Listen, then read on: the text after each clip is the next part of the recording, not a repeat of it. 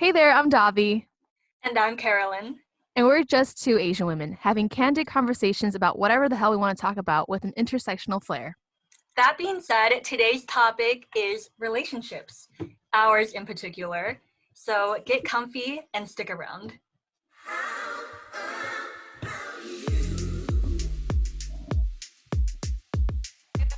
All right, and welcome back to Just Two Asian Women.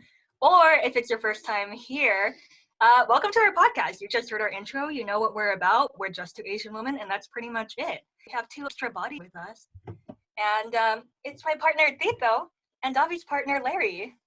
So I'll give a brief introduction of everyone. I'll go first. I'm Carolyn. I'm Laotian American. I'm 25. I'm a Gemini, and I love my man, Tito. Wow, that's really sweet, baby. Thank you.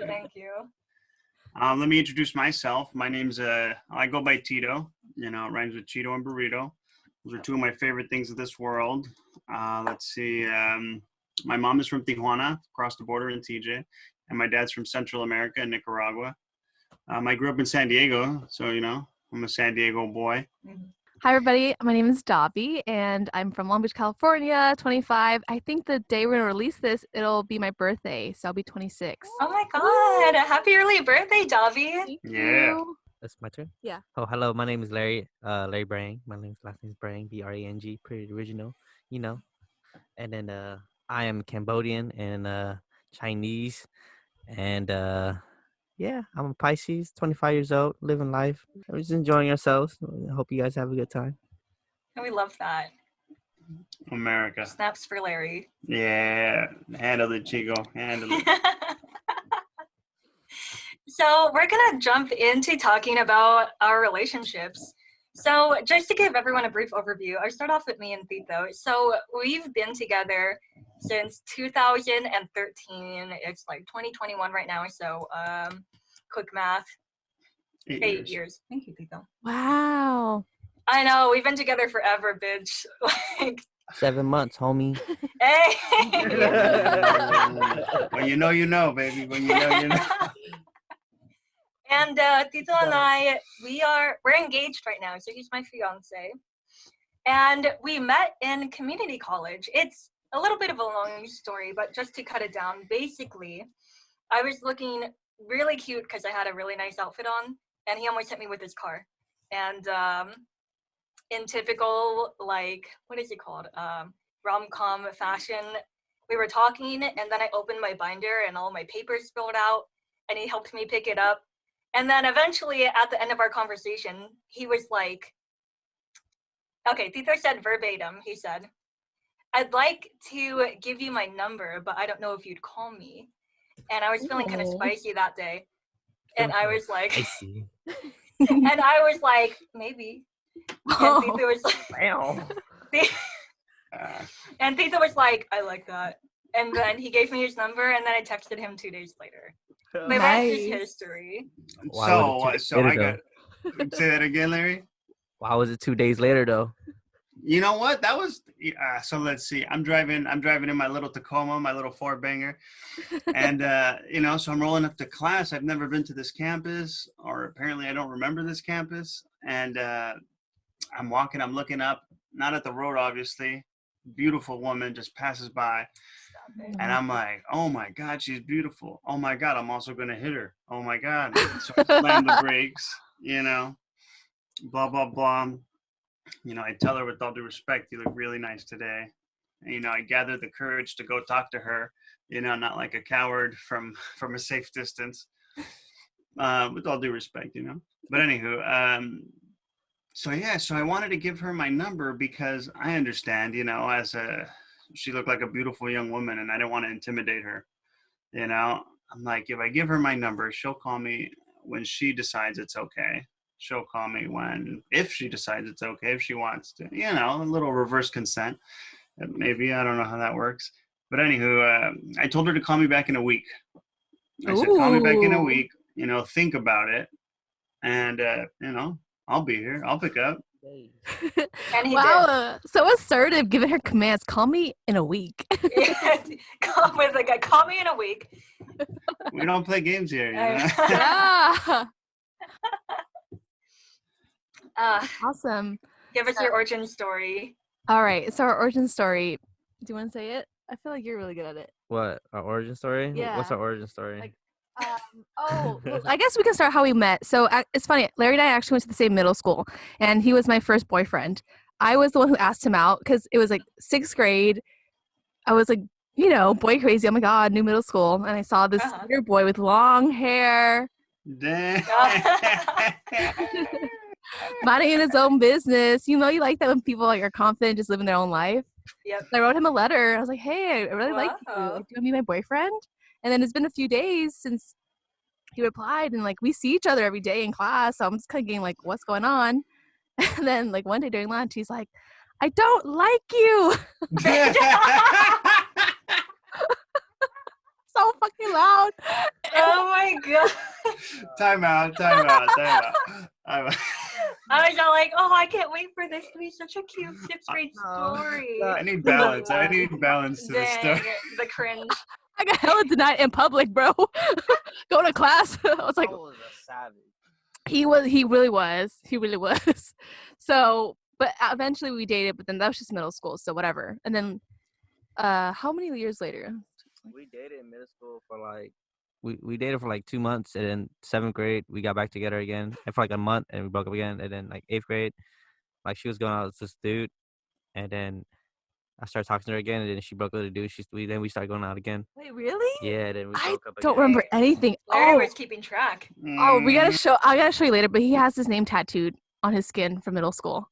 His name? My name, sorry. From middle school? Yeah, one day when we weren't together, he like, came up to me and was like, "Look," and I was like, "What?" I was emo. You got a tattoo in middle school? He did himself. He like he carved his name into his hand and then used ink. Oh God. But sorry, yeah, to speed it up a little bit. Wait, hold up. You ain't got nothing on me, Titos. Let me show you my tramp stamp, though. All right. What is it? Carolyn, Like an arrow pointing down to his ass. Like for Carolyn. This is mine. Whatever. Property of Carolyn. Yes. Sorry. So that was our middle school, but then we went off doing our own lives, graduated high school, and then last year, June 2020, I had already moved back home to Long Beach, and he was like replying back to my stories on Instagram, like, hey, like I love what you're doing, because like Black Lives Matters, I was protesting, spreading information out, stuff like that. And he was in my DMs a lot, just being nice and giving me compliments. And then one day I was like, you know what, like we really had a thing, and I wonder what he's like right now, and I want to hang out with him. So I saw he was biking a lot on his story. I DM'd him, hey, like, do you want to go biking one day? Like, let's get tested negative, and then if you are, we should go hang out. And then what else? What happened? We went biking. We had a great time. We talked about ourselves and we enjoyed ourselves. And then eventually at the end of the day, we was like, oh, let's hang out next Saturday. And he was like, oh, yeah, what you want to do? I was like, let's go kayaking. He said, oh, I love kayaking. And I was like, oh, you been kayaking before? She was like, yeah, I've been kayaking before. It sounds like fun. We went kayaking, and then, yeah. It was Okay, cool. Larry has this all ingrained in his mind. The script of what happened that day is all there. I can He tell really- you exactly what we talked about. Yeah, he really did. But like not too much in detail, because What you mean? I don't know. We have 40 minutes. Oh yeah. Yeah. But basically, after kayaking, had a really good time, and then like after, I was like in the car, we just got a smoothie. I was like, hey, do you want to kiss me? Or did I say that? I was like, do you want to kiss me? We kissed. No, we went to this shitty ass vegetable smoothie place, and that shit was trash. And then it's next to T-Mobile, next to the traffic circle. Don't buy it. And then and then after, she was like, "You want to kiss?" I was like, "What the heck?" Like, What the heck? like, she really What just is asked that? me, "You want to kiss me?" I started laughing. She's like, "What?" And I was like, yeah, I'll give you a kiss. And Yeah. What the I was like, nervous. I was just nervous. I don't know. I wasn't nervous. I was more like, what the fuck? She really asked me? Like, hey, you better just kiss me right now. You better not ask me. I'm asking for consent, okay? I don't need no consent, girl. Ooh. You're gonna put it in your boat with no consent. You better be No, careful, no. dog. You better be careful. I already gave her a whole what's it called? A contract to tell her she can't touch no area in that. But Okay.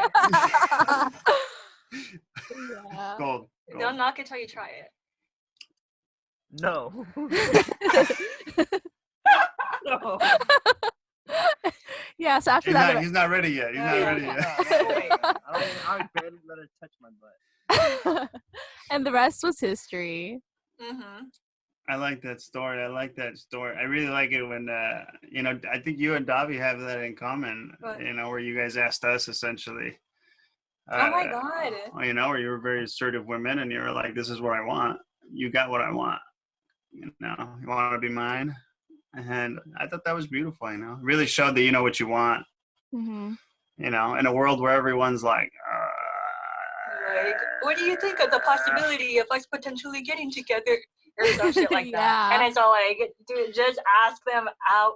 Piece of advice, if you're going to ask out someone, you should do it within like 3 or 6 months of meeting them. Otherwise, I say sooner. I mean ASAP, really, because you don't want to miss the boat. Because, like, I hate to use the word friend zone because, like, TM nice guys Right. have co-opted that term for bad uses. But anyway. No, I have something to say about that after I'll you're be in done. the friend zone. Yeah. I'll be in the friend zone all day. Don't even trip. Friends. With who? Back in Oh, the with your day, I'll be friends? just friend zoned at my whew, I got friend zoned. Yeah. I think you get friend zoned when you don't assert yourself. Like if you're literally, let's say A is taking B out for dinners and this and that, and they never assert that they think their other person is beautiful, that they find them appealing, that they want to spend more time with them intimately, one-on-one. Then you won't get friend zoned because you've made your intentions clear. Mm-hmm. But if this is like a first grade game of like we're hanging out and there's sexual tension and nobody knows what to do about it, yeah, you're gonna get quote unquote friend zone. But that's because that's your fault. You didn't assert yourself. Nah, man. Every assertive, bro. I'm saying I'm just ugly. Yeah, What's your experience? What's your experience? What's your experience? He's calling you out. He said, I'm pretty assertive.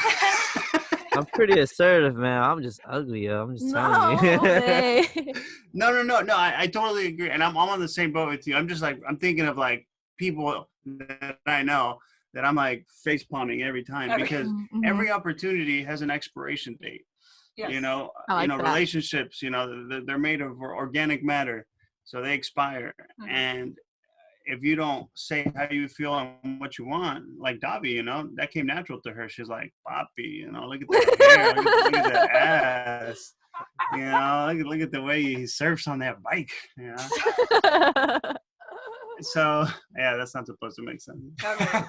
But anyway, I think every opportunity has expiration date. Go get it. Mm-hmm. Yeah, totally. And I think that goes into our next topic pretty well. Wait, can I actually tell this one story? Yeah, of course. There's this one time, my cousin, we were talking, and I love him. If you're listening, cousin, I love you. You're cool.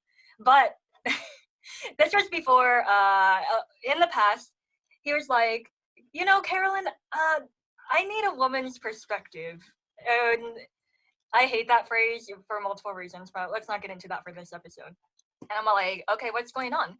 And he was like, I'm talking to this girl and like, I think she likes me, but I don't know. But I don't care if she likes me. I just want to know if she does, but it doesn't matter to me, but I just want to know. And I'm like, oh my God, such a fool. And I was like, okay, let me get some info.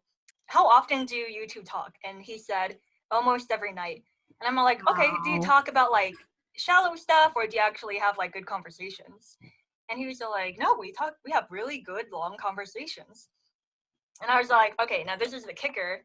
How long have you been talking with her? Like how long has this like relationship or like friendship has been sustained?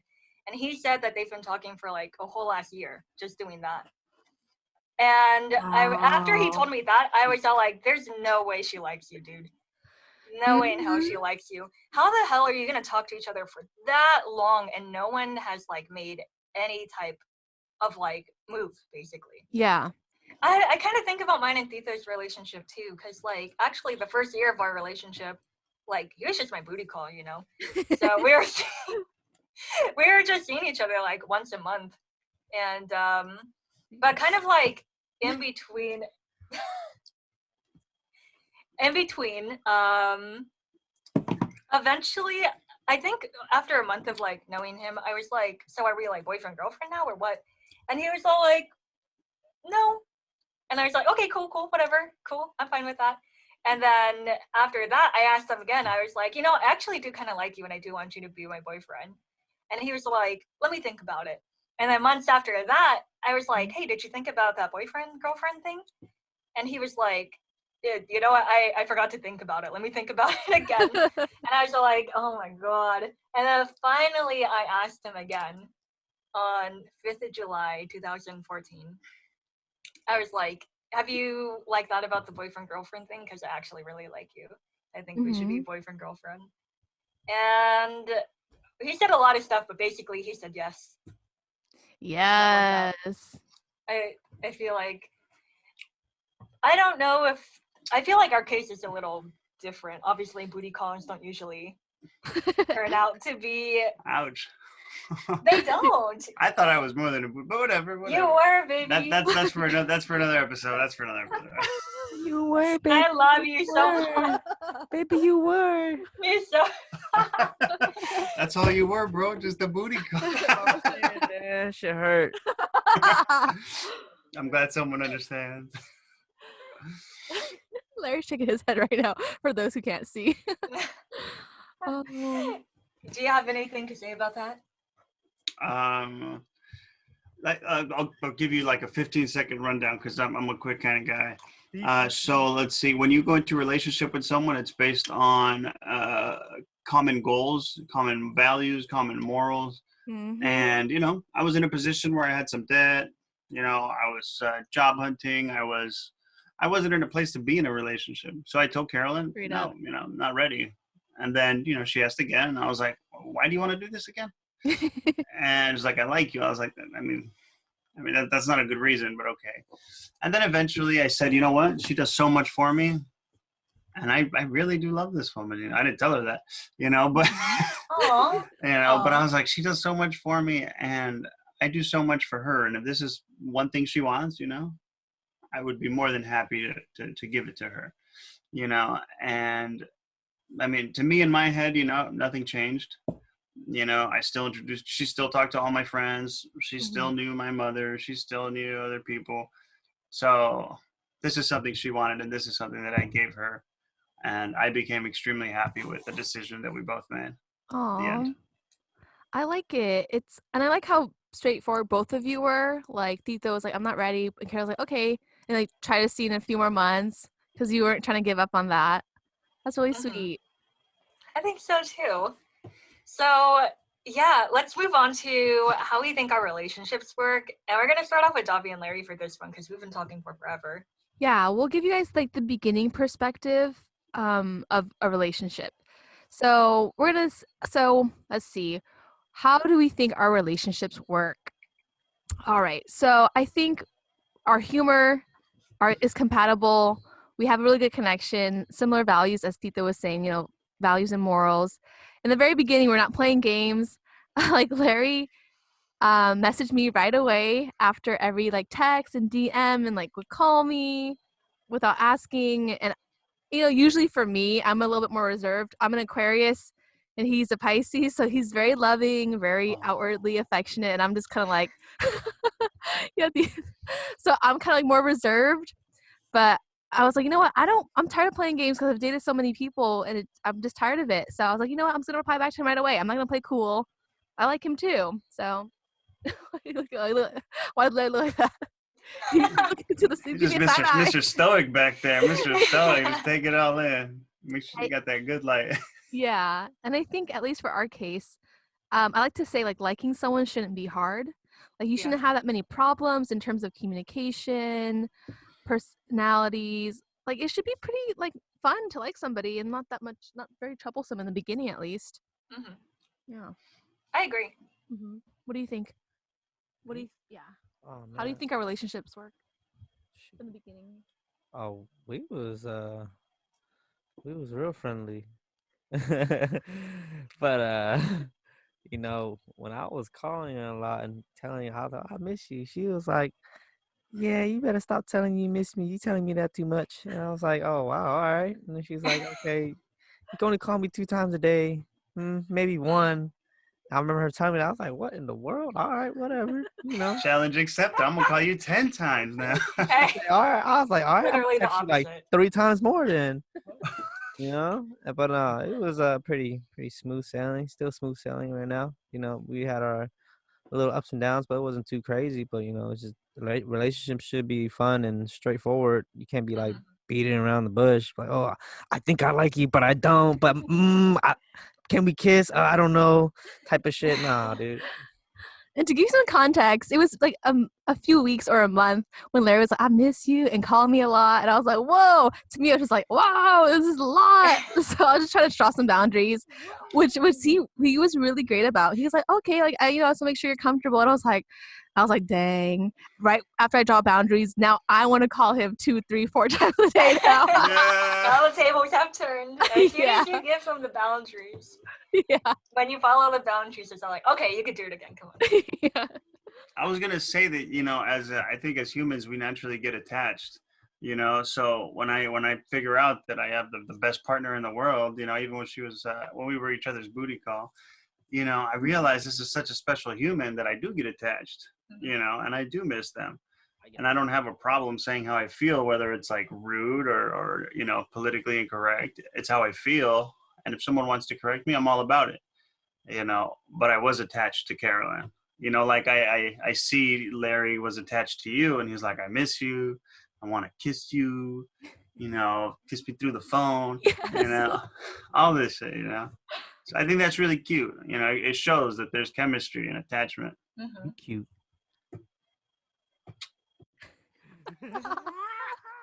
Hey, calmate. Oh, He sorry. blew a kiss Shit. to I Larry, don't, and Larry she's just not looking right now. She's not looking. Oh, they're just being Um, inappropriate right now. Yeah, that's really nice. Just like, having someone who definitely has the same humor level as you keeps everything fresh, I feel. Because then when you want to make a joke and then they're like, what do you mean by that? I mean, obviously not a stupid joke, but like, a decent enough joke that they can get it and vibe with you. I don't know. Dobby makes some weird ass jokes, but I be like, huh? But I be laughing later. And then there's the acceptance like that. Oh, yeah, that's pretty funny, yeah.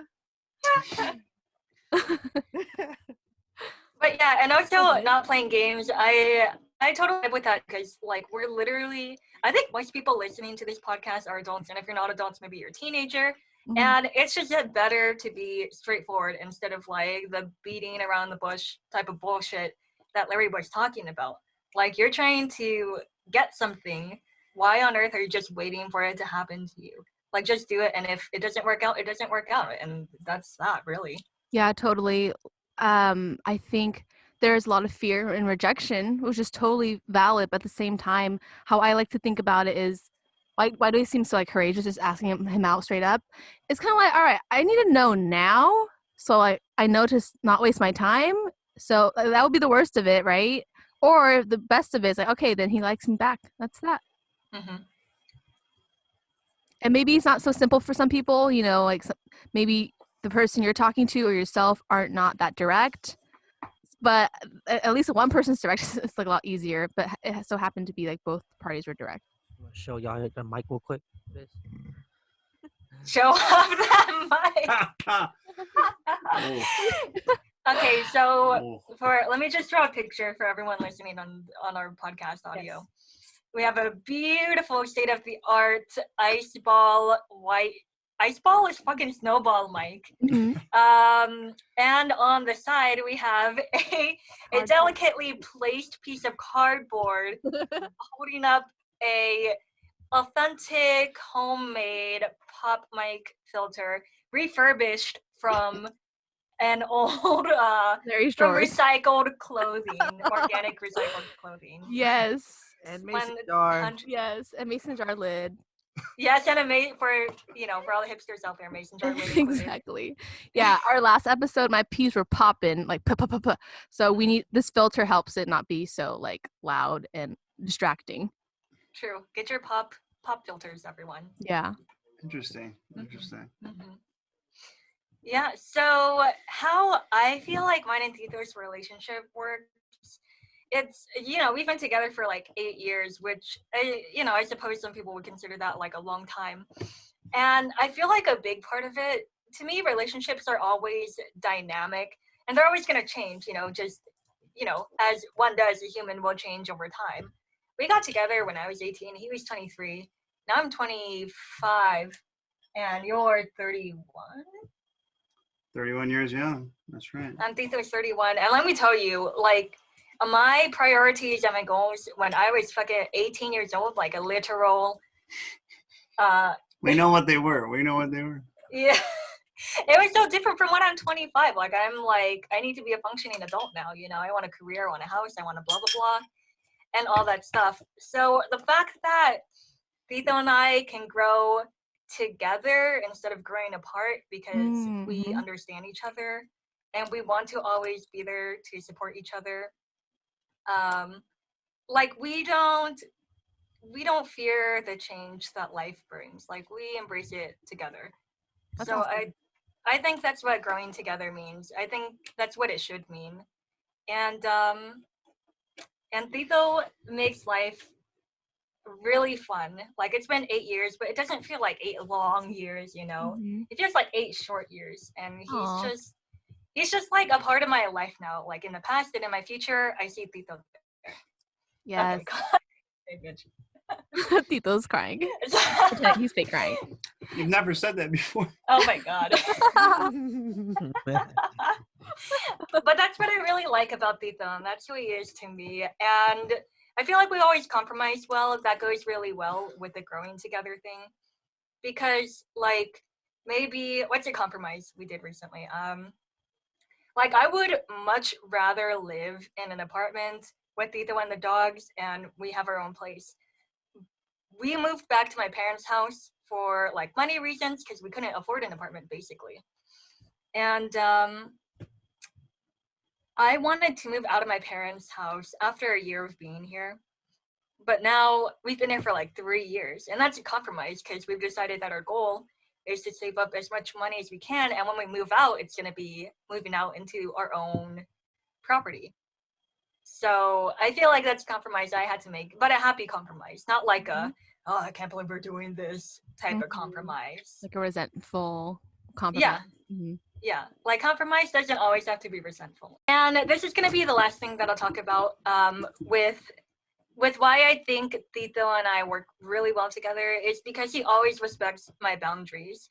It's like, maybe when you first meet us, we seem like totally different people. When I first started dating Tito, we would always go to a hookah lounge down in Pacific Beach. But I didn't smoke hookah. Like, I literally only went there for Tito. You don't smoke hookah, girl. What in the I world? literally just said that. What in the world? Exactly. I don't smoke. I literally don't smoke anything. I just wanted to go there to hang out with Tito because that's where he was. And he never made me feel like pressured or weird being around his hookah friends or something. Trying to hit this. Passes the. And I'm very much like a homebody. And I also prefer to kind of just go off on my own for a second, just to like chill out. And Tito, he could just like be out and about, social butterfly, and chilling with everyone all day. So if I go off on my own, Tito's never gonna be like, oh, where are you at? You're embarrassing me. Why are you being a weird loner? Like, no, I'm just there. He comes up every now and again, like, you cool? And I'll be like, I'm cool. And he's like, okay, come down when you're ready. It'll be cool if you were there. And that's that. Oh, I love it. Like, he's not giving you pressure. He like accepts you for who you are. It's like, yeah, if you don't like that, we can do our own thing for a little bit and come back. Yeah, I'll touch on what I feel is an important part of relationships for Carolyn and myself, and it just comes down to faith and patience. You know, as a Christian heathen myself, you know, I think faith is very important, and not so much obviously in that sense, but in the sense of you have a long-term future, right? And if you have faith in that, maybe you'll get there. You know, maybe. Like those big ass biceps right there. Like, Larry's biceps. Larry's flexing for some reason. Yeah, he put on his tight shirt for this one. Yeah. I just got fat.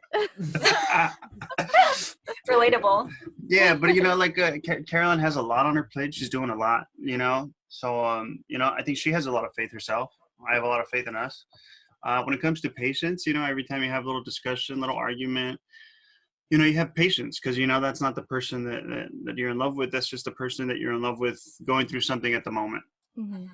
You know, and I'm with that, you know, I'm with that. We're human.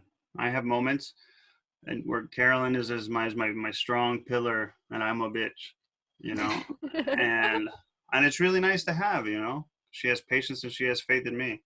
Yep.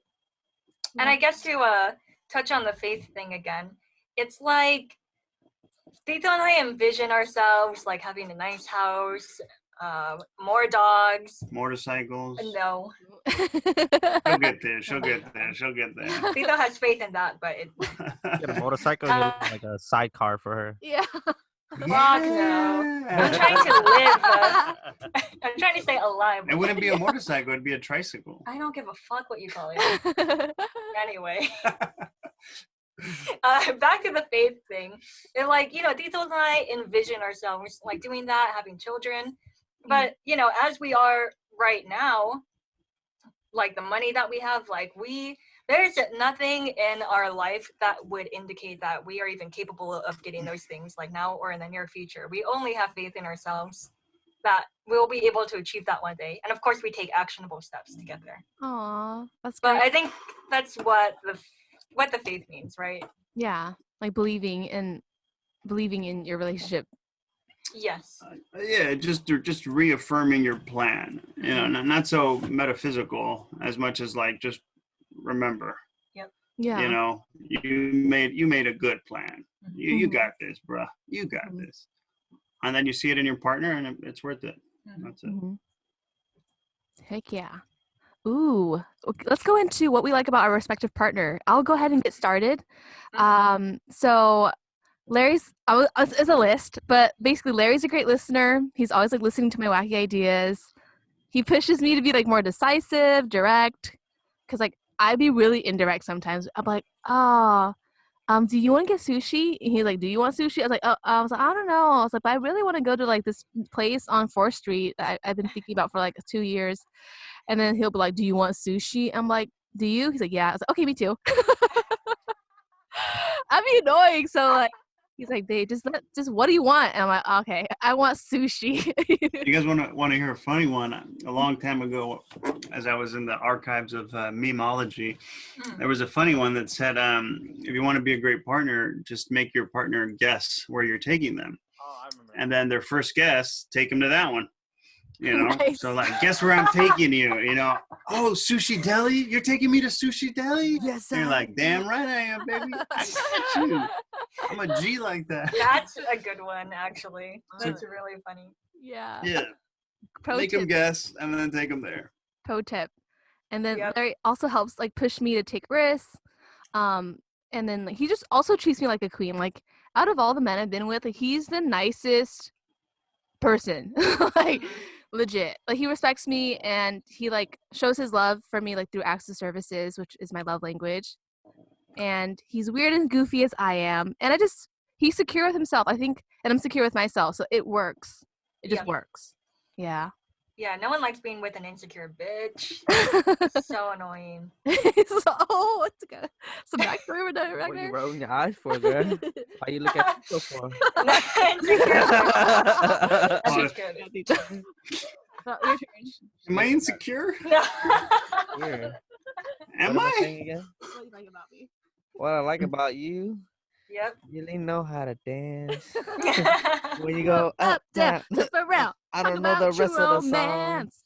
Yeah, but Love that song. nah, Davi's a great dancer. She's really smart. You know, she's very open to doing new things, which is really cool because like Mhm. she got a bike. She bought. I'm telling you this. I've been going biking, you know, and I'm pretty sure she doesn't go biking often. She bought a whole ass bike, like she like does this shit every day just to bike with me. And I was like, wow, you're like, Aw. yeah, and that shit wasn't cheap, you know. But I was like, damn, you girl's good. All right, she really wanna, you know, hang out with me. She wanna try to do something. I'll try to do, you know, like when we, you know. So I gotta be more open to what she likes to do. So that's good. Mhm. And she's respectful. She helps my mom out. She's so Khmer, you know.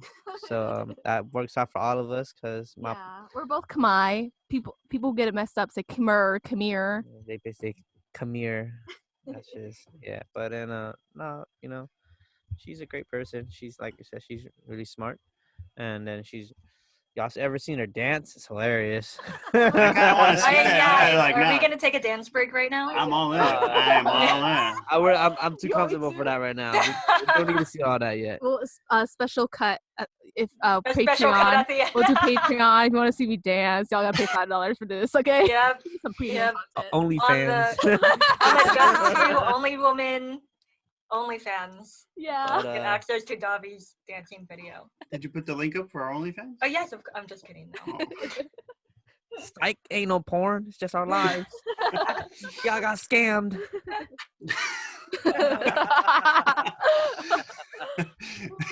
Thanks, babe. That was sweet. And she got money. And she got money. Yeah, Larry gonna be a stay-at-home dad. Watch. That's true. Kids. I can watch the kids. You know, kids love me. Oh yeah. Yeah, he's fun. He's sweet. What about y'all? What y'all like, love about each other and stuff? Well, I guess I kind of talked about it before with Tito, but besides him, like always respecting my boundaries, us having similar goals and like really nice conversations. I really like that Tito is like so intelligent.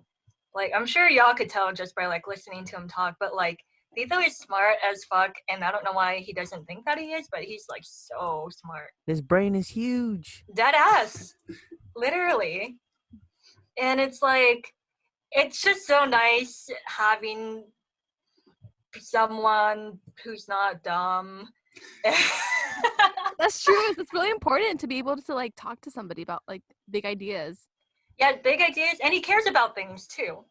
Like he cares about a lot of things, and he cares enough to look into them, and always willing to kind of like listen to my input or listen to my dumb ideas or stuff like that. We've been through community college together. We didn't go to the same four-year university, but we went through university together at the same time. Mm-hmm. Anytime I was like, yo, I need to do this, Peter's like, okay, we'll make it work, you know? I think about when we lived in an apartment and I had this shitty job in college. And it was so shitty, I literally failed classes. Like I failed classes that quarter. Like you were just so busy working, you couldn't keep up with classes. Damn. Yes, amongst other things too. And it's like I really needed to get good grades because I wanted to graduate and then like have a good GPA so that people would fucking hire me, you know? So I was like, look, I don't want to work this next quarter. Like, I feel like that would help me so much. And Tito was like, fuck it, let's do it. And so Tito, he basically supported both of us during that time. Luckily, we also got like a good sum of money every month from my dad too when I told him that I didn't want to work anymore, basically. Mm-hmm. And it worked out because that quarter I got all A's. Yeah. Kind of like irrelevant advice, but if you're in college, if you don't have to work, don't fucking work. That shit, not working works. It will give you good grades in college. Right. Or I literally got all A's after failing last quarter. Sorry, yeah, go on, Davy. No, I agree with like that to a certain extent. Because like, oh my God, like it's a privilege for people to like not work right? Yep. But I guess for me, like, I didn't have work because it was so hard to find a job my freshman year that I did get all A's, obviously, but I think if you have like a few hours of work a week, it kind of helps you like manage your time better. But yeah, but overall, I agree. Like, yeah, having it's so easy because you just study whatever you want. Yes. That's your job. Is to be a student. That's it. Yep. So yeah, Theater's always supported me. He makes me feel safe. He makes me feel protected, and I just know I could always rely on him. Of course, sometimes he annoys me, or but like I said, I know I could always rely on him if I need anything. Now you could say what you like about me. I'm really reliable when it comes to being annoying. Yep. Let's see. I like Carolyn, especially because she's always down for tea. Like she loves the gossip, and the cheese man, caliente, is on fire. And she's a good communicator. She's a good communicator. She's like, hey, you got time for some tea? I'm like, girl, spill that shit. Yes. So, sometimes I'm like, no, literally, like, stay away from me. I'm busy. Because I have that boundary, and Carolyn doesn't like. She's like, you are so mean to me, and I'm a fragile 2-year-old. Nah. She's like, okay, cool. I'll come back in 10 minutes. I'll come back in 30 minutes. I'll give you silence.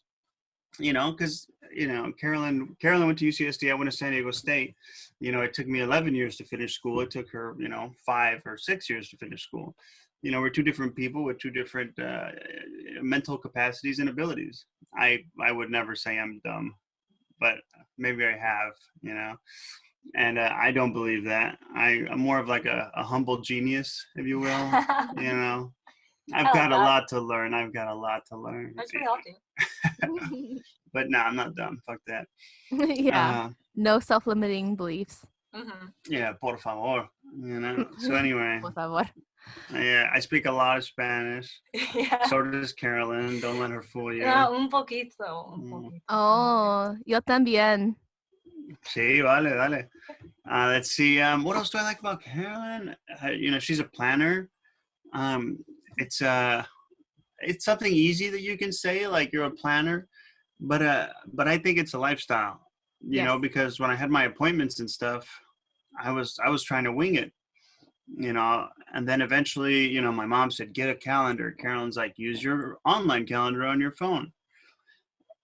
And to me, the most important thing about our relationship is keeping each other on your toes. Don't let your partner get lazy. Don't let your partner get, out of shape. If that's important to them. Don't let your partner, exactly. Look at Larry. Look at it. Let me see. Dang, thick puppy. Yeah, so I'm very impulsive. I like to do things on the dime, and Karen helps me refine them. She asks me 600 questions after I come up with one idea, and I really, really get to refine that idea. Sometimes I don't want to refine it that much, Sometimes I don't want to refine it at all. And I tell Carolyn, I go, baby, let's walk and talk, because if we get stuck talking, we won't do something. And she meets me halfway. And I love it. She doesn't have to change. I would never want anyone to change, but I definitely want people to meet me halfway. And I'll always do that for her, and she always does that for me. When we're children, everything that shapes our worldview is based on our family and our culture, right? So, who we expected our partners to be when we were young, or kind of like how we envisioned our relationships to be when we were younger, stuff like that. It's like my parents, well, to be honest, my parents never expected me to get in a relationship. They didn't want me to have a boyfriend or anything. They wanted me to go to college first and then do that. And it's interesting how that idea translated. I'm Laotian American, by the way, so just to give you some context, my parents are Asian immigrant parents. And they were very serious about me, doing my studies first, essentially. Like when I got my high school boyfriend, they did not like that. And eventually I didn't like my high school boyfriend either. Then, good. Yes. Very good. Progress. Yeah, I went to college. And, I met Tito when I was 18. And actually, literally second week of college, I met Tito. And then, and we were together ever since, basically. And I was in college for 5 years, and that's when I graduated. And some people would consider maybe like getting married or engaged within that 5 years. But based on how I was brought up, I suppose, it's like I didn't want to get married or even think about that until I graduated. Because I'm all like, in my head, I'm all like, how am I supposed to get married without graduating from college first? All right, so dating and racial identities. When I was young, I never really questioned it. My mom was a young immigrant. She was 18. She came to America. She learned everything by TV. So she was really, really like indoctrinated into like the Western beauty standards and consumerism and all that. So she was just she was like, oh, I want my little boy to get married and have. It was never about I want you to marry this color or this type of woman or from this type of village or from this type of city. It was just she wanted to see me with someone great, and I took that. If I ever met someone and they made me feel special, that's the person I wanted to be with. Mhm. I grew up in San Francisco from the end of preschool to about third grade, so I had some pretty formative years up there.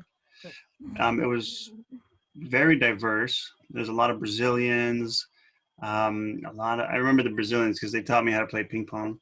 Nice. A lot of other ethnicities that didn't speak Spanish, and it was really great. I had a great time.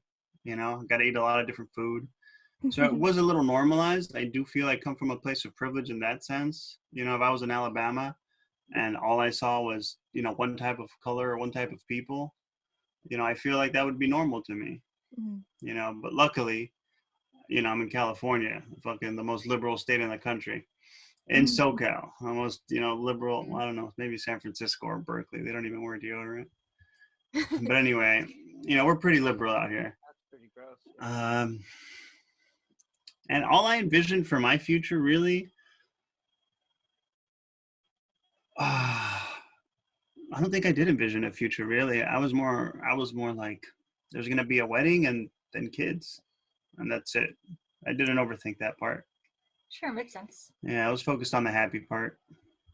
I Right. wouldn't think about that either until the time comes to it. You just gotta live your life as it goes, and then you always worry about your future for sure, but you always gotta enjoy it as it goes because it's not every time you're young, baby. And what if you're in a bitter relationship and one of the partners, that's normalized behavior to them, just bitterness or depression or just an abusive household. That's normal to them. Yep. And they're so focused on the kids and the house that they normalize this horrible, abusive, insidious behavior. You have to focus on the now. You have to focus on the happy. You have to focus on the quality of life that person provides. Yeah. Without Right. being a delusional person that focuses on an imaginary future of grandness where everyone already got therapy and knows how to talk. Like if you're not happy now, I promise you will not be happy with kids or in 10 years or with the house, maybe with the motorcycle, but who knows? And to touch on that, it's like things that are normalized will be a part of your relationship, right? So if you're, who's the first relationship you see? Your parents, right? And if your parents' relationship in your household was always chaos, in the future. That was terrible. Yeah. Yeah, we had 911 on speed dial. Oh my god. That's not a joke. Oh fuck. Yeah. We'll get into that later. Got plates flying around across the living room every other day. Yeah. Jesus Christ. My sister knew the script of how to talk to the police. Dang. Yeah. Dang, you and Larry had a coached. similar We childhood, were- or in that aspect. Right. It was normal. Sorry that happened. Yeah. I made me it. too. I made it. Yeah. Yeah, I think y'all are resilient. There's a story of Oh, definitely. where my mom and my dad had a fight in front of me with my brother and my sister. We were just all sitting on the couches. They were screaming about God knows what. And then my dad uses my sister's little pony backpack, rolling backpack. She was hilarious as a shield. My mom was just throwing plates at him. She was funny. Oh my god. Hold on. Yeah, so Not my little mom, pony. my mom started throwing shit at my dad too, like knives, right? Oh, And so my dad is like running from me. He's like, "You crazy?" And my mom's like, "Goddamn right, I'm crazy." And then Goddamn right. and then so my dad picks me up. Hell no. Hell no. And this is San Francisco. This is in Mission District. We had like a 3-story house where like 5 family members lived in. You know, it was like an intergenerational house, and I was like, I'm like flopping around, you know.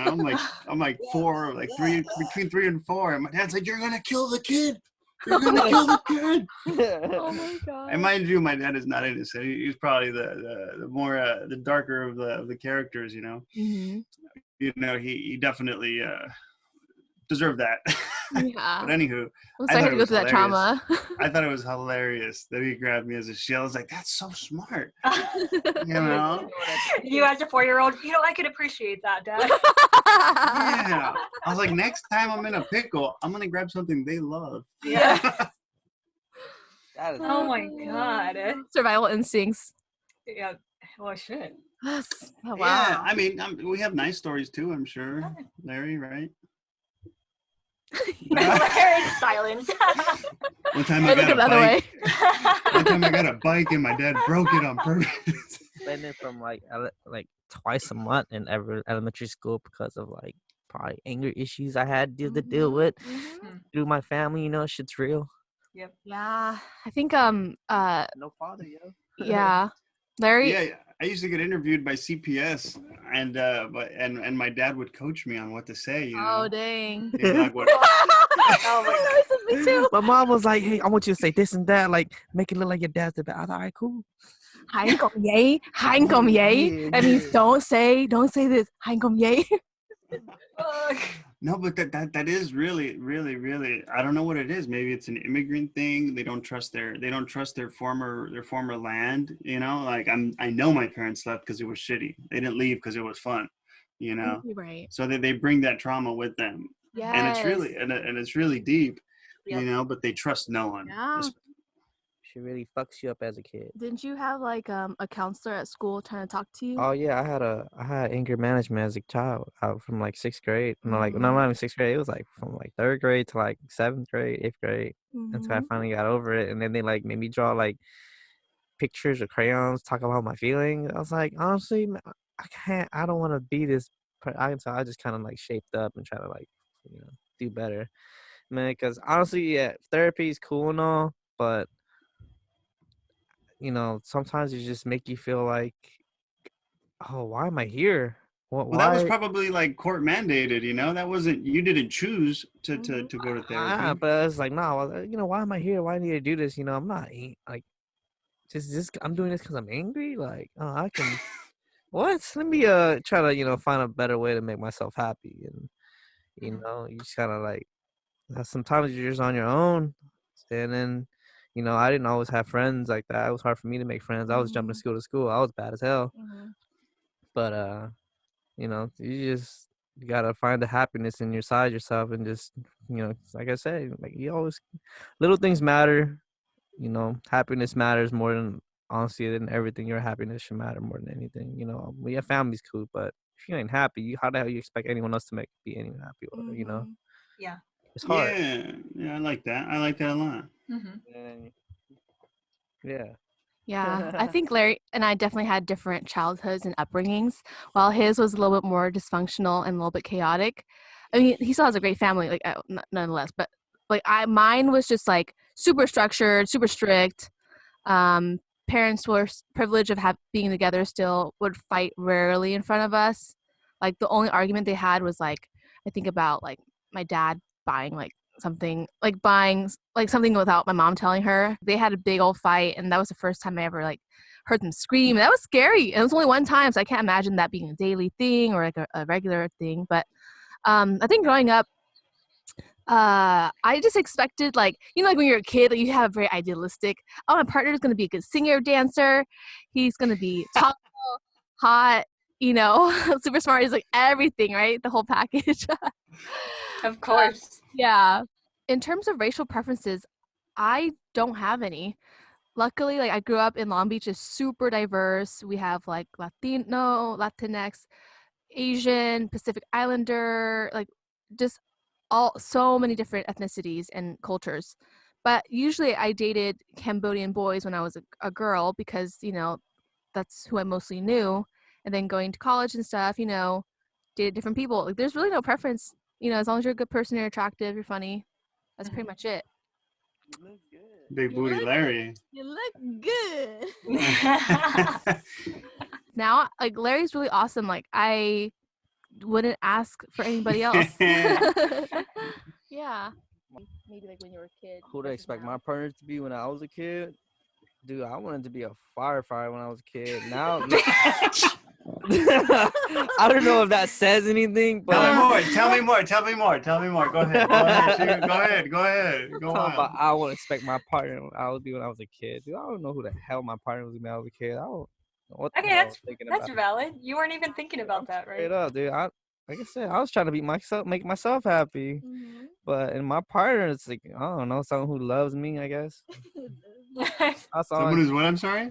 someone who just loves me for who I am. That's all I really envision it, really. Yeah. And, You know what? Yeah, I agree with that because when I was a kid, I was like, man, I hope this lady loves me like my mama. that's you not know? anything, dude. Cause Like, I hope this lady like tickles my head to go to sleep. shoot, You know, I don't even got a lot of friends. How am I gonna get a girlfriend? That's what I was thinking, so I didn't really expect too much about it. But no, my partner came out to be exactly almost. Now he's talking about compromise. You want to say something? No. Yeah, why do you need the mic for? I was trying to talk. Oh, Let my me bad, talk, my girl. bad. Damn. I'm just kidding. But yeah, and interracial dating and all that. Dude, like I said, I'd be lucky if a girl liked me at all. I'll take anything. Yeah, I'll take it. Anything, any size, any color, whatever. Oh my god. Okay. But I mean, I probably was a little shallow back then when I was younger. I was pretty shallow. I just thought, you ugly. I didn't want to date you or some type of shit. I don't know. You wasn't ugly though, so I didn't want to date you. I just liked other people. But yeah, no, interracial dating. It's how you laughing for? I'm fucking dying over here. It's cute. Now it's hella But funny. yeah, nah. I'm interracial is cool with me. White, black, gray, yellow, whatever, blue. That's Ooh, cool. gray. Gray, yeah, it's Those boring gray as hell. people though. But winter folks. it's Ashy ass motherfucker. Oh my god. The yo Martian folk. lotion, man. They probably came down here to find some Swamp lotion. people. But just to touch on the idea of racial preferences in air quotes, right? Mm-hmm. It's like that idea, maybe controversial opinion. I feel like it is because a lot of people do have a racial preference. I don't know why. And when I say racial preference, it's like it includes who you prefer not to date, right? Yes. It's like when you're scrolling on your fucking I don't know, what's a dating app? Tinder. Or Tinder. and Bumble. I've never heard of those. What are they? I think it's I thought it was outrageous because you have to pay like what, $10 to see who you swipe to see who you swipe. Oh, you on? shouldn't. It should be free. It's not like that no more. Oh. Last time I used it, I was like, nah, this is dumb. Let me get off of this shit. dang, in this economy, they're all like, we need I know. Yeah, right. everything we could get. I never used I totally missed out on that. I totally missed out on that chapter of life, the online dating. Oh, yeah, both of you did. Yeah, and I'm not an online dating kind of guy. So I would have been curious. I see my cousins. I see everybody. I mean, you're a citizen of the world. You see what's going on, and it's wild, fucking wild. My cousin visits me, swiping, changing his geotag. He's like strategic. Wait, geotag? Oh yeah. Like if he's in like Long Beach, he goes to San Diego. He'll change it so he can hook up. Yeah. San Diego. Nah. Yes. Swiping right on everyone. But anyway, Wow. Anyway. That was just really impressive to me. But you were gonna talk about the racial filters you can put, right? I don't know if there are racial filters. Oh. And if there is, that's kind of fucked up. But yeah, I don't know the interface. I don't know if that is yeah. the case. I don't remember. Oh, I think maybe some, but yeah, the ones I didn't. Yeah. That's so weird. Anyway, it's like like you can like put you know, who You can do that. I don't know. I haven't seen that, but I'm pretty sure people, Fucked up. right? Let's talk about why that is fucked Why up. y'all got Cambodian, huh? Why y'all got Nicaraguan, huh? Huh? It's Yes. like some people, it's like when people are like, oh, I don't date Asian people, or they don't even consider the possibility of ever being with someone who's Asian, for example, right? Mhm. And that technically is like an inherent racial preference, obviously rooted in racism, because like, why not if they check off all the other boxes? And of course you need to be attracted to your partner, but attraction isn't only just based on like how they look. Like it could be, how the fuck are you gonna be attracted to someone who's hot and they're literally like cardboard personality? Ooh, I got a quick story. Uh-huh. So back in college, there was this young white woman who liked me, and she made it very obvious, right? And I was like, oh, cool, you know, me and my partner are gonna go here. You want to come through? You know, I didn't have time for this shit, so I just, you know, long story short, after she like waits for me after class, walks me to my car, tells me like there's really like personal things, you know. Uh, what does it come down to? Oh yeah, when I finally tell her more straightforward, like, hey, you know, like you and I are never gonna happen, you know. Mm-hmm. Next day, she tells me a story, kind of trying to save her own ego, I guess. Okay. She's like, oh, Tito, I'm always in love with these white boys. Why do I love white boys so much? And I was like, I don't know. You've been on my nuts. I don't know why you're talking about white boys. You Yeah. know. And I was like, maybe you've been rejected by everyone except white boys, and that's all you got. Which is really rude to say, but I felt I didn't like the approach, and that's how I handled that pretty poorly. But yeah, that's all I got. Yeah, so yeah, like I was saying, how it just doesn't make any sense to me. Like I never had a racial preference myself. I feel like some people, a good number of people do perhaps. I don't have any statistics on that, but maybe someone would have had a racial preference like once in their life, or like I said, that includes if you reject someone purely based on their race. Right. They're all like, that Asian guy? No, of course not. You know, it's like, but why, right? Exactly. I think there's a difference between like, oh, I prefer to date like Asian men because, you know, culturally there's like there's fewer barriers, right? That makes sense. But like to say like to reject like, oh, I would never date an Asian guy, that's just flat out racist because there's East Asians like Chinese, Japanese, there's Southeast Asians, Cambodian, Laotian, you know, Vietnamese. It's like, how could you reject an entire race, like billions of people? Like, you wouldn't consider one of them sexy? Yeah, there's one of them out there for Asians, you. Indians, yeah, you know, that stems from something. Like Larry was we were talking about earlier. It's like that's coming from somewhere. Eurocentric beauty standards. Yeah. What else? Eurocentric beauty standards. Because usually Asians don't. I mean, if you're Asian, you probably don't look white. Yeah, obviously. exactly. So there's that, and God, what else? I don't know. Maybe like, if you're a white person and you're looking at someone who is not white and owns their ethnicity, let's say like a Chinese person, right? And the white person's so like they're always talking about Chinese foods and Chinese things, and this is way too different. I want to eat a hamburger or something like that. I'm sorry I stereotyped all of our white listeners out there, but it might be kind of like an inherent I don't want to say fear, but just like the fact that it's so different, you're all like, I don't want it to be that different. Yeah, I think what it is a fear of change and comfort. You know, I think Davy said it better, you know, when she said, I prefer because it's easier. There's less boundaries, it's easier. You know, like I know how to talk to you like I talk to my cousin or something like that. You know, we speak a similar language. We can use expressions that nobody else hears. We can talk shit about that bitch over there, you know, in our language, you know. Yeah, yeah. But it's a beautiful thing, you know, and to date someone, I guess, who you're compatible with, not so much your ethnicity, you know, because And I say this as a interracial couple, not as an interracial couple. It's nice to be adaptive. It's nice to kind of adapt and learn things. Like I say yes and allow some time. Like the way, just because Carolyn does it so much, and Carolyn took Spanish in high school, so she destroys, and it's really cute to learn somebody else's culture without, appropriating it, I like that.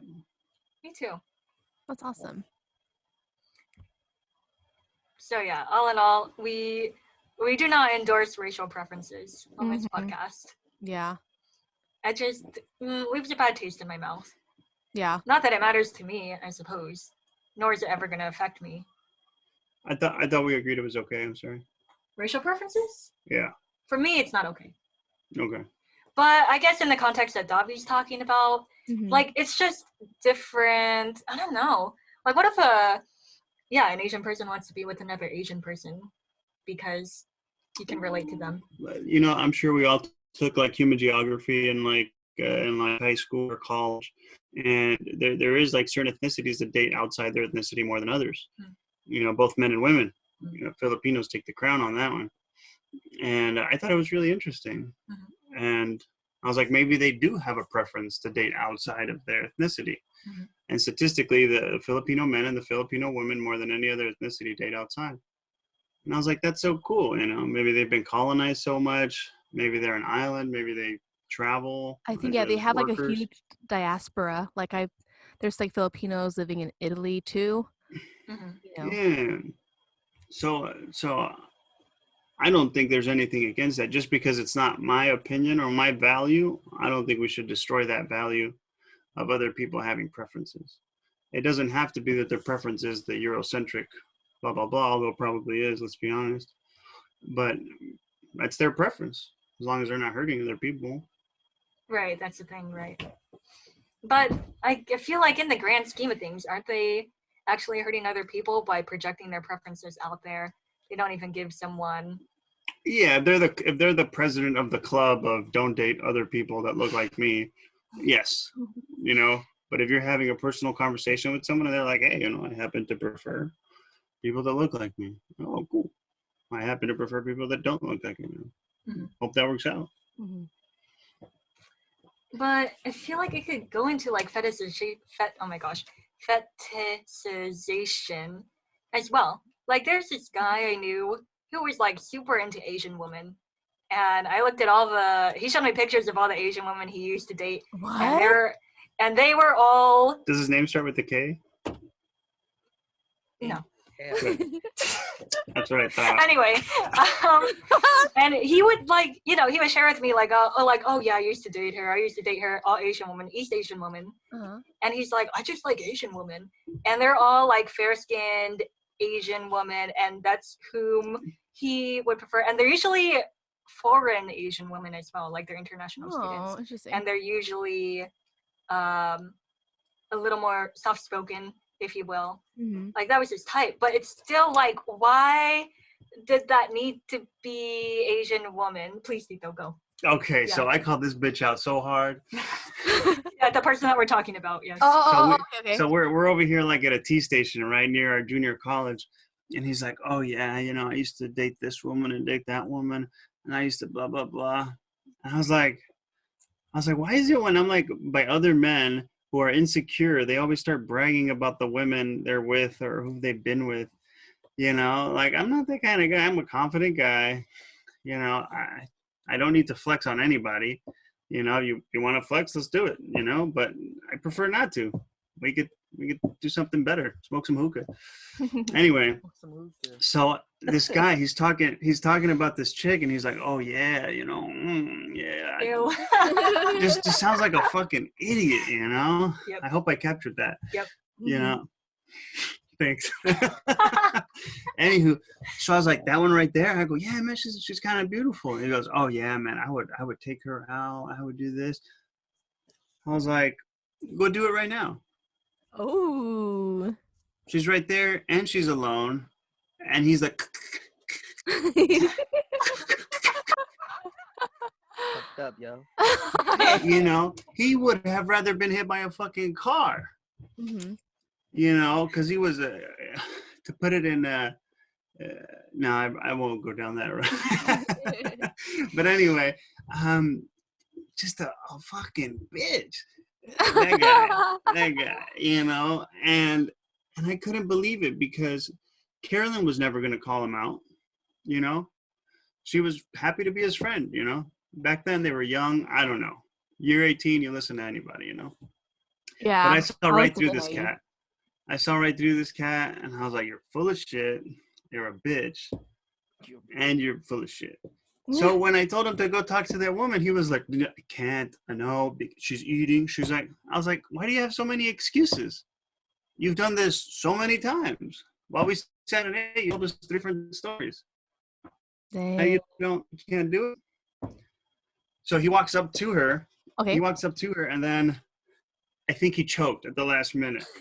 He choked, you know. And I fucking, oh God, I never liked that guy. Yeah, just like he was acting all smooth and like he was a big shot, but once you like told him, "Hey, do this," he's like, "Oh." No, this is how these people, he was essentially hitting on Carolyn because he wanted to be like, "Look what a boss I am. Look what a player I am." And then, you know, I guess, I don't know, according to him, you know, insecure people who just got to this country and don't know anything are going to be like, "Oh, wow, so magnetic, so Right. powerful." Like an American is interested in me, you know? It's like we get excited. Like if I were to go to Europe, like, oh my gosh, like if I were to France, oh my gosh, a French person likes me. Like, you know, it's just like, yeah, I get that. So he's like Yeah, choosing to date those who would be more into him, right? Yeah, I thought that was kind of predatory Yeah. and super. I'm trying to think of a word, like a correct word for a beta. You Yeah. know, Bitch. a bitch. Yeah, I guess. Yeah. For sure. So Yeah. I was like appalled. You know. Yeah. Yeah. Fuck that guy. Sorry. Agreed. I agree completely. Thank you for that story. Very entertaining. Thanks. Wanna beat him up? Yeah, let's go get him right now. I got better shit to do. Yeah. Y'all can go. So racial preferences, it kind of just leaning into fetishizing people. There we go. Fetishizing. Effing people. It's like, how do I know where the line is drawn? You know, if you say you have like, oh, I prefer to date these people because what does that imply? Because they're always going to be this type of way. Mm-hmm. Then what does that mean about your view about those people, about that race, about that ethnicity? I feel that. And it's funny because like, even from my perspective, like I'm kind of aware of the stereotypes that, you know, Asian fetishization has. So I used to date a white guy and he didn't fetishize me, but like when we would go in public, I was like, oh no, I hope people don't think I'm dating him because I'm an Asian woman dating a white guy just because he's white. You know what I'm saying? Like I was afraid of stereotype threat as that I was going to fulfill that stereotype. But it was like, so it wasn't a big deal, but in my head, I'm still very aware of that. At least Did maybe he have dreadlocks? No. And maybe Just I'm checking, just checking, Chica. We're just checking his vibe. I'm just okay? trying to keep you sharp, man. right. And maybe that's just me being super hyper aware. Maybe not, you know, others are. They don't really care about that. But it's still in the back of my head. That's in the back of my head because as a person dating Carolyn, who's of a different ethnicity, and I am very manly, you know, not like in the macho way, but I do realize that people can't get that perspective, and that's why I want her to get a prenup, and that's why I want her to do this, because I want her to, like, people see us, they're gonna have an assumption. And then Carolyn opens her mouth and she's like, "Nah, bitch, I'm bad." You know? Spicy. What's up? She's spicy, as she would say. Yeah, yes. From Rochester to the 10th power. Make you diarrhea later. I need help. We don't want that. That's why we got the squatty potty, courtesy of Davy. 2 sizes because they're picky. You know, yeah. And this episode is sponsored. I'm just kidding. I know. I wish. We'll get our sponsor soon. Yeah. Please, if you like this episode so far, please share it with your friends. Please. So we can get sponsored. Yeah, and if you say Larry's name in the comments or mine, we'll have to come back. Yes. Yes. Oh, Email us. damn. That was like a slow motion zoom. Do it again. Hold on. Do it again. All right. 1, 2, 3, go. Larry's smizing and getting closer to the camera. That is such a surmise. That's a good one. People who Smize don't know, is American smizing. Top model. Go ahead. Yep. It's when you smile with your eyes, as Tyra Banks describes. And when you know, you know. And Larry did it. Do it, Davy? Yep. Okay. That's intense. Thank you. Can you do that? You guys tried it. Tito just. No, I don't know. I don't know how to smize. Like, I just look very like derpy into the camera, and that's what I do. That's I just stopped trying at that point. That's okay. It's a skill. You'll learn. It really is. It's It really like is. rolling your R's. You just gotta practice. Oh yeah, there it is again. The smolder for Disney fans. If y'all are watching, Stare into your soul. y'all are listening. You better. Sorry, go on. If Go you're on. listening via Spotify, if you want to see us smize, go on YouTube. Okay. Yes, go on YouTube. Just to Asian Woman account. Watch our podcast videos. Butterflies. You see Still laughing in the corner. What was Tito talking about before this? Talking about me. Bitch ass friend. Oh This one, yeah. Oh, about me getting the prenup. Oh, yeah. Real quick, what do we all feel about prenups? You go, Tito. I was talking to Carolyn about this the other day, I think, but divorce affects women disproportionately. They can get a divorce. You know, a man could divorce a woman because they want to. You know, back in the day, they had to do it because they cheated or they broke the contract. Who did, the woman or the man? That was the only justifiable reason to get a divorce, when somebody broke or violated the contract. Okay, and women were able to get a divorce, could divorce their husband. And get alimony and get half of his shit, right? Is Or that in what reality, half of their shit, you know, because it's two people's things. They're married. But what does alimony mean? Alimony means, let's say you and I get a divorce and Yeah. you never worked. Yeah. So how can I expect you to go make the same amount of money and maintain your lifestyle? Right. So I have to maintain your lifestyle because I raised you with a 7-figure income, you know, since we got married, and you never went to college. You raised our children. Okay. Oh, okay. And now you're single, so now you have nothing. You give me payments, Now I give you alimony legally. which is a payment. I'm required to give you alimony if I cheated on you or violated the contract. We have kids. It's complicated, you know. Go talk to a divorce lawyer, I guess. Mhm. Okay. And then But a yeah. prenup. Oh, real quick for those who don't, a prenup is short for prenuptial agreement. Is the agreement you make before you get married, or sometimes during, saying like if you divorce, then each party will get their respective assets, belongings, liabilities. Basically, like you get your stuff that you originally had before y'all got married. Versus like if you don't get a prenup, then you would have to like fight for, you know, potentially argue or fight for what you guys share. Yeah, so you would put like your investment account in your prenup. Anything that originates from these, anything that I gain from this one investment that I had since before I married Larry will be mine to keep. Yep. Right, since before I married him. Just so you know, Chico. Just so you know. So wait, let me get Tito back with the smile. I'm gonna get you back, Tito. No, I quit. Hey, we're about empowering our women. We're about empowering our women. So Do you not try and empower me? you're empowered already, my friend. Where you power me at? Hey, that's next week, and that's not for everybody to know. So anyway, yeah, dude, the prenup just is another way to empower women in a place and a country and a history, blah blah blah, where they're disenfranchised and left behind and left to raise kids and starve. You know, I don't think we need to go through the statistics of how much, you know, single mothers earn, how single mothers of color, etc. You know, we're all pretty modern here. Mm-hmm. So yeah, prenup. Don't let some cute dude take your shit. Mm-hmm. And if you want to give your shit to some cute dude, be smarter. Yeah.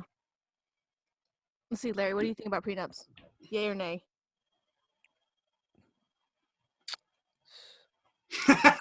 He's like, he fucked me on this. He Hey. really fucked me on this. He's like, I was I really get- trying to get Davy's shit. I get there when we get there, but no prenup. Hey, I'm saying she make more money than me. So prenup, Right. if she is up to her, I don't care. Okay. Okay. Yeah. And I don't need none of. I have a lot of pride, so I don't need none of your assets if it comes down to that. But this is the thing. Let's say you have that mentality, and then you hate her because you're getting a divorce. I'm not a spiteful person as much as I am before. If I hate someone, I'm gonna hate them. I don't need shit from them. I feel you. I feel you. I'm sure you've seen your parents divorce, or in my case, I saw my parents Oh divorce. no, my mom asked for child support all day. She was. That's what I'm saying. You see, not until Yeah. you're there. Not until you're there do you see Yeah. what kind of person you become. That's exactly as I said. We get there when we get there, but Right. at the moment, But plan now for that instability later. I think about it. So what Larry's saying is that Davy's gonna draft up the prenup and then he's just gonna sign it. I'm gonna do all that. I'm just gonna sign. And when it happens, Just sign on the dotted line. that's it. Yeah. I don't know exactly what's gonna happen. No. You know what? Love is real. Yep. But to quote a great rapper, hoes, they come and they go. And and you're the only thing that's real and the only thing that's here to stay. And as much as you love your partner, If you love me, you don't get no prenup. that and that is a conversation between two people, Yeah, totally. I feel it is. I'm But between me and Carolyn, she better get a prenup. Cause I'll be hella rich. I love that, baby. I'm the same way. Prenup, yo. Like, I remember telling my cousin about prenups, marriages being like 50%. Marriages being 50% like failing, 50% of them succeed. And my brother was like, oh my God, like that's so pessimistic. Why would you tell him that? Because he was at a young age. And I was like, that's fact. So like for me, like, of course I love my partner and of course I want the best for us, but statistically, we might not make it. Like it's a coin flip. So it's okay. I'm okay with prenups, period. Yeah, it's like the face mask in the airplane, like who do you put it on first? Like you love your kids, but you got to take care of yourself first. Oh yeah, I like that analogy. Yeah. What if you have kids? Okay, I'm sorry. I can see Larry crying right now. I'm sorry, bro. I'm sorry. Everything. You've ruined everything. Now, like let's say Carolyn and I get a divorce. Mhm. She gets married again and has kids, and she had $1 million worth net worth. Yeah. Mm-hmm. Now, when she has kids, her kids are only going to see half of that, $500,000. Mm. And me, shit, I'm living good because now I got $500,000 that I didn't do shit for. Mm-hmm. I feel that. So be smart, plan ahead. Yes. Exactly. A flip of a coin. That's a sad reality. Yeah. It is. And you know what? As you could probably guess my opinion based on Vito's description. Because, he brought up the idea of a prenup and I'm like, oh, what's a prenup? Looked it up and I'm like, yeah, it makes total sense.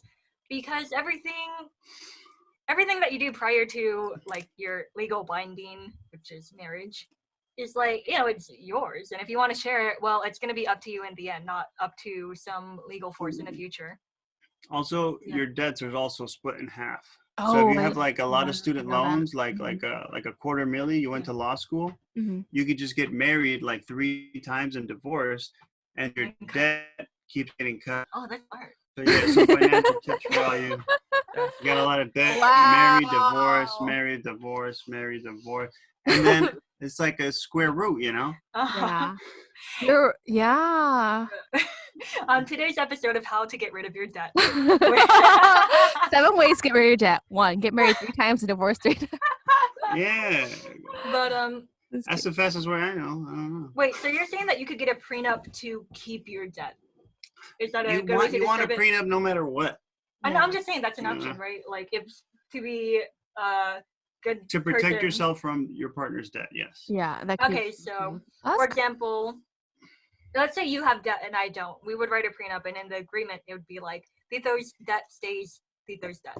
right. Yeah, like I'll give In, you an like, example. legalese, I'll give you an example. I was about like $31,000 in debt when Carolyn and I started dating.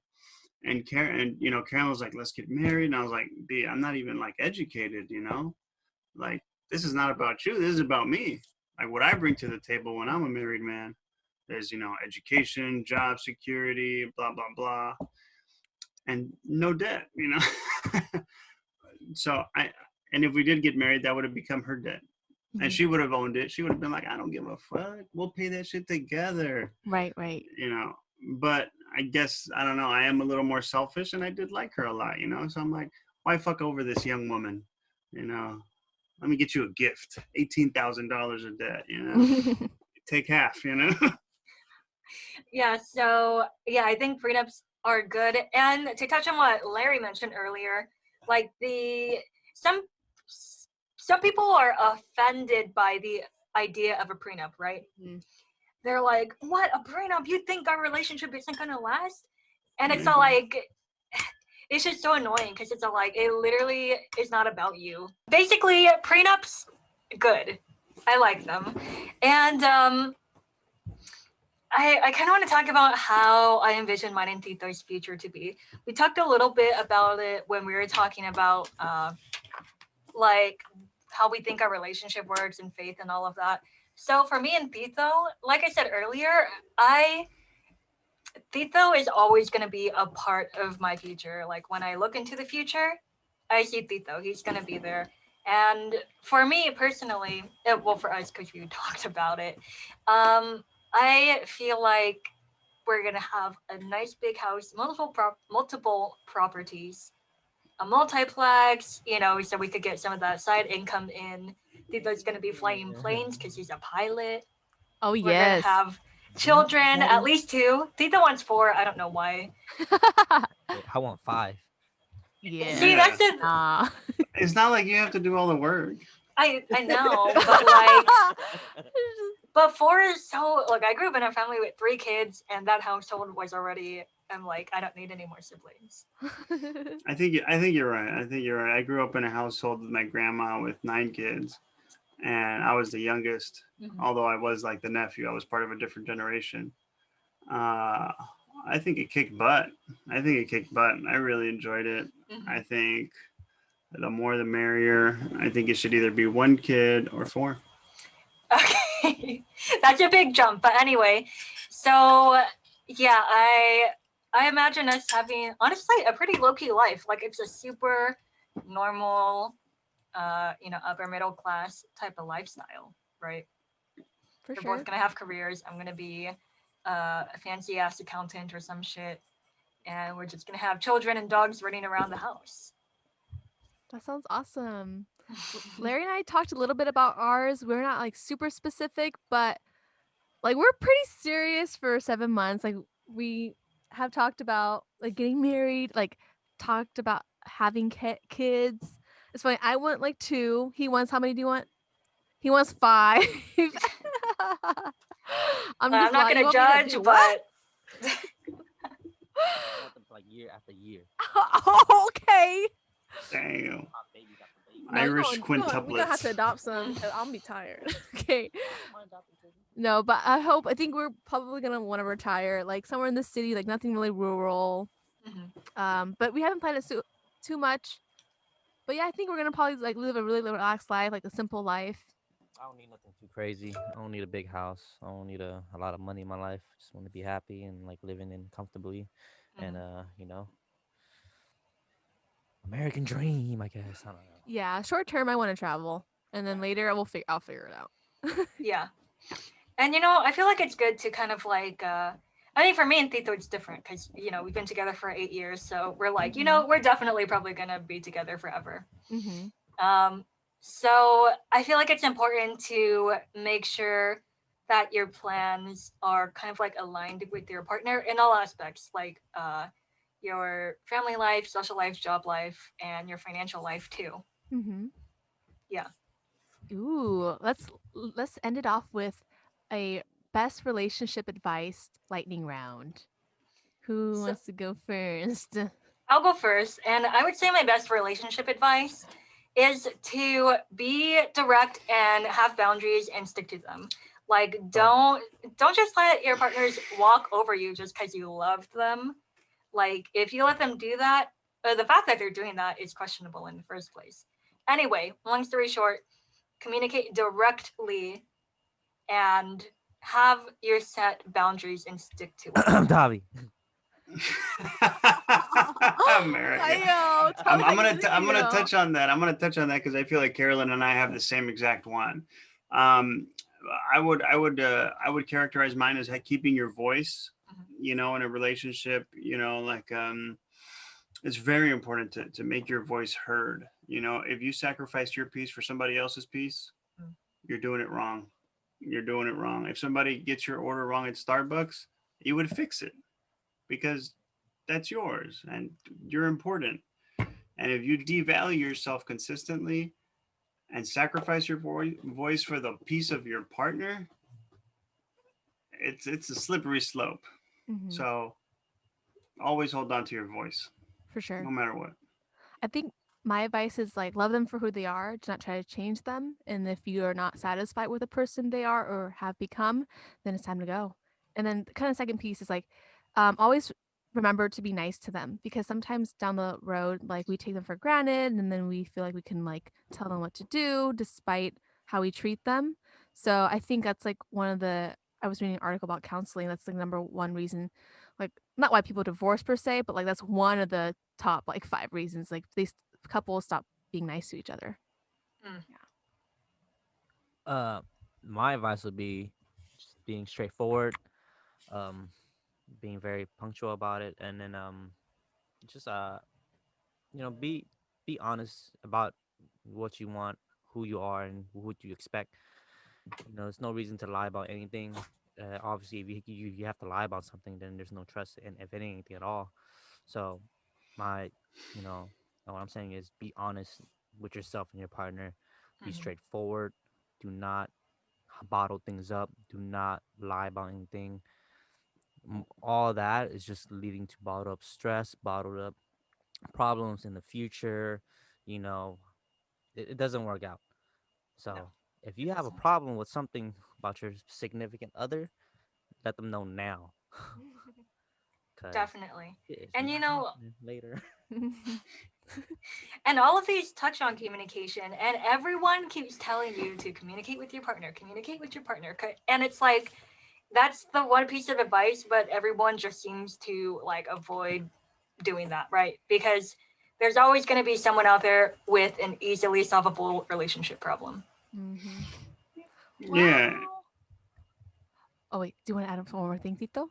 I did. I was gonna say be a little more selfless if you can. You know, if you're grabbing a fork for yourself, grab one for your partner. You know, if you're making some coffee, make some coffee for your partner. I like mine black, baby. And you could just I got you don't even have to stir it. I'll put a fork in it for you too. Fucking bitch. Tito just mentioned that because for breakfast this morning, I got myself a fork. And I didn't where'd you get him. breakfast at? I did not get that joke. It's okay, you can Tito, tell later. Tito got me Tito made breakfast this morning, by the way. It was delicious. Nice. I made breakfast too. He did. Hey, you two are so similar. I know, right? Well, thank you so much for being on our podcast. This was super fun. Just like back in the good old times we could meet in person. I know.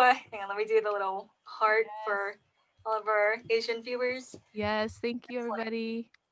You Little can't heart see it, shape. but I'm doing it too. This heart. Yes.